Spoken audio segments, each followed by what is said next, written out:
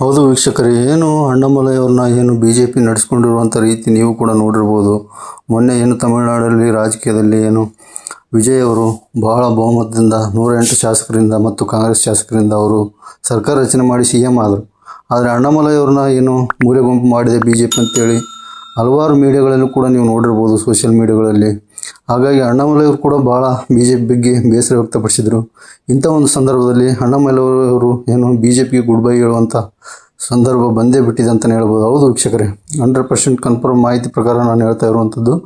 100% ವಾರಾಂತ್ಯದಲ್ಲಿ ಅಣ್ಣಾಮಲೈ ಅವರು ಒಂದು ಸುದ್ದಿಗೋಷ್ಠಿ ನಡೆಸಿ BJPಗೆ ಗುಡ್ ಬೈ ಹೇಳಿ ಅವರು ಒಂದು ಸ್ವಂತ ಪಕ್ಷ ಕಟ್ತಾರೆ ಅಂತೇಳಿ ಮಾಹಿತಿ ಬಂದಿದೆ. ಹೌದು, ಯಾಕಂತಂದರೆ ಕಾಂಗ್ರೆಸ್ ಪಕ್ಷವೂ ಇದೆ, ಕಾಂಗ್ರೆಸ್ದವರು ಕೂಡ ಅವರು ರಾಹುಲ್ ಗಾಂಧಿ ಕೂಡ ಸಂಪರ್ಕ ಮಾಡಿದ್ದಾರೆ ಅಂತೇಳಿ ನೀವು ಕೂಡ ಅಲ್ಲಲ್ಲಿ ವಿಡಿಯೋಗಳು ನೋಡಿರ್ಬೋದು. ಆದರೆ ಅವರು ಸ್ವಂತ ಪಕ್ಷ ಕಟ್ಟಬೇಕು, ಯಾಕಂತಂದರೆ TVK ಪಕ್ಷದ ವಿಜಯ್ ಅವರು ಸ್ವಂತ ಪಕ್ಷ ಕಟ್ಟಿ ಯಾವ ರೀತಿ CM ಆದರು, ಅದೇ ರೀತಿ ತಾನು ಕೂಡ ಸ್ವಂತ ಪಕ್ಷ ಕಟ್ಟಿನೇ CM ಆಗಬೇಕು. ಬೇರೆ ಪಕ್ಷಗಳಲ್ಲಿ ಹೋಗಿ ಕೈ ಚಾಚುವಂಥ ಕೆಲಸ ಮಾಡಬಾರ್ದು ಅಂತೇಳಿ ಅಣ್ಣಾಮಲೈ ಅವರು ಈ ಒಂದು ನಿರ್ಧಾರ ಮಾಡಿದ್ದಾರೆ. ಈ ಒಂದು ಅಣ್ಣಾಮಲೈ ನಿರ್ಧಾರ ನಿಮ್ಗೆ ಯಾವ ರೀತಿ ಕಾಮೆಂಟ್ ಮಾಡಿ ವೀಕ್ಷಕರೇ. ಹಾಗಾಗಿ ನಮ್ಮ ಒಂದು ಚಾನಲ್ ಸಬ್ಸ್ಕ್ರೈಬ್ ಮಾಡ್ಕೊಳ್ಳಿ, ಲೈಕ್ ಮಾಡಿ, ಆದಷ್ಟು ಈ ವಿಡಿಯೋನ ಶೇರ್ ಮಾಡಿ.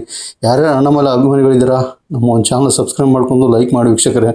ಹೌದು, ಜೈ ಅಣ್ಣಾಮಲೈ ಅಂತೇಳಿ ನಮ್ಮ ಒಂದು ಚಾನಲ್ಗೆ ಕಾಮೆಂಟ್ ಮಾಡಿ ವೀಕ್ಷಕರೇ.